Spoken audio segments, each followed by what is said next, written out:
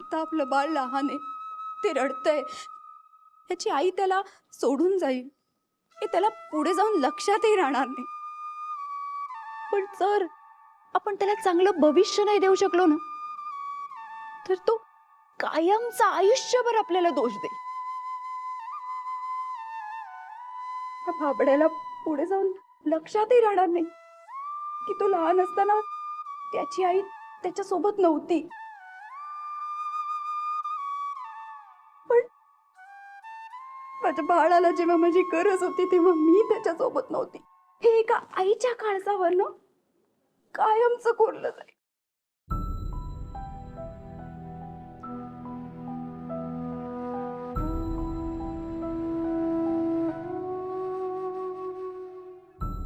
दिवसात 50 वेळा हात असा मोबाईल कडे जातो.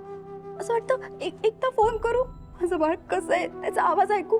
पण नंतर स्वतःला कंट्रोल करावा लागतो की नको, उगाच आपण फोन केला आणि आपला आवाज ऐकून आपलं बाळ रडायला लागलं तर. माझ्या अशा कित्येक मैत्रिणी आहे ज्या स्वतःच्या बाळाला पाळण्या घरात ठेवून जातात.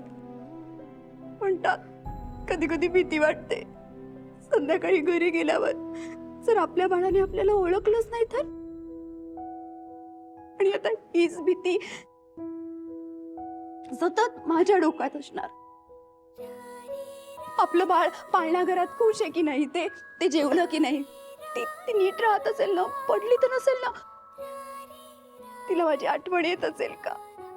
आता त्या पाळण्या घरातल्या काकूंनाच आई म्हणायला लागेल. असे 1000 प्रश्न एका मिनिटात डोक्यात येतात. आय एम शुअर त्या काकू खूप छान सांभाळत असतील तिला, खूप काळजी घेत असतील तिची. पण तरी एका आईला आपलं बाळ 24 तास आपल्या नजरेसमोर असावं असं वाटतं. त्याचं बाळपण डोळ्यात साठवून ठेवावं असं वाटतं. त्याला मोठं होताना बघावं. पण ती एक करू शकत नाही. सतत हातातून काहीतरी निसटतंय असं वाटत राहत. खूप गिल्टी वाटतं मला. आणि म्हणून घरी जाताना एखादं छोटंसं चॉकलेट, छोटीशी वस्तू, खाऊ असं घेऊन आम्ही घरी जातो. असं वाटतं ते बाळ खुश होईल. एका बाळासाठी, त्याच्या भविष्यासाठी त्याची आई एवढं सगळं करते. त्याला कळतही असेल का रे? खरंच कधीतरी खूप हेल्पलेस व्हायला होतं रे. मी नाही कामावर लक्ष ठेवू शकत आहे, नाही परीकडे लक्ष ठेवू शकत. आतापर्यंत आहे ना, मी खूप निर्धास्त होते. परी काका काकूंकडे होती, जरी ती माझ्या नजरेसमोर नसली तरी काका काकू तिचं खूप छान लक्ष ठेवायचे, तिची खूप काळजी घ्यायचे. पण आता ना, आता सगळं बदलणार. आता ना माझ्या परीकडे तिचा हक्काचा माणूस असेल, नाही तिचा हक्काचं घर.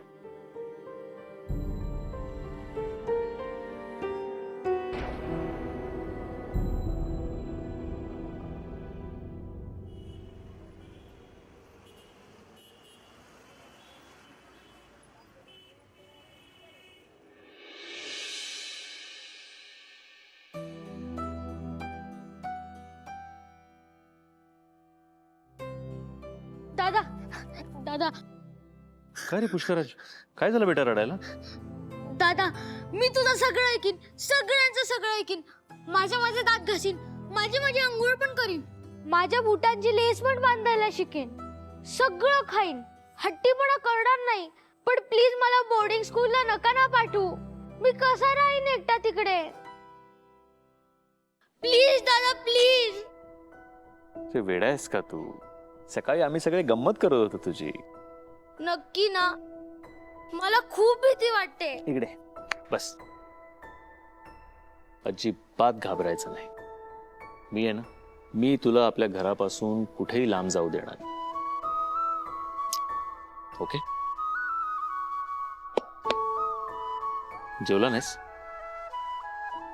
तरीच हलका वाटतोयस. जा खाऊन घे जा. थँक्यू दादा. जा.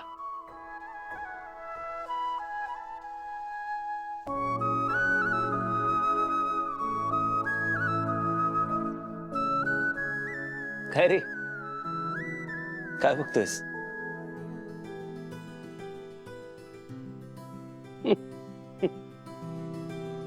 काही वर्षापासून या घरातली सगळी नाती एकदम नावापुरती किंवा लोकांना दाखवण्यासाठी म्हणून राहिली होती.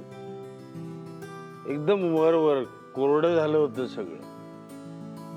आता बऱ्याच वर्षांनी असं वाटतंय की नाही, थोडासा का होईना ओलावा आहे शिल्लक या घरात,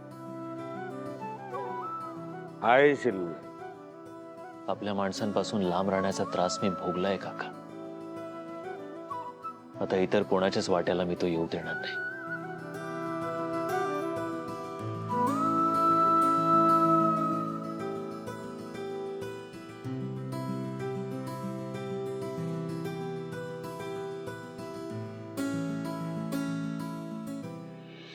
हजार वेळा सांगितलं तुला माझ्या वस्तूंना हात लावत जाऊ नको म्हणून. पण हात लावला तर लावला, वस्तू परत जागेवर आणून ठेवायची जबाबदारी कोणाची? तुझी का माझी? काय झालं कसं, हरवलं कसं तो? तुला माहिती आहे ती वस्तू किती आयुष्यात महत्वाची आहे माझ्या? ती जाऊन शोध ती, आणि आज ती सापडायलाच पाहिजे, लक्षात ठेव. हो सर, हो सर. काय झालं आजोबा, काही हरवलंय का तुमचं? कुठले महत्वाचे पेपर्स? मला सांगा, मी शोधून देतो. नाही, तुला नाही सापडणार. हो पण मला सांगा तरी, केवढे रेसलेस झालाय तुम्ही. हे घ्या सर, सापडलं. सॉरी सर, माझ्या हातून गडबडीत ते दुसरीकडे ठेवलं गेलं चुकून.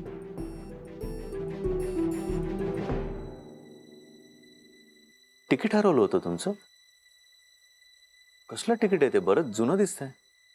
तिकीट जुनंच आहे, पण त्यांना जोडल्या गेलेल्या आठवणी मात्र ताज्या आहेत.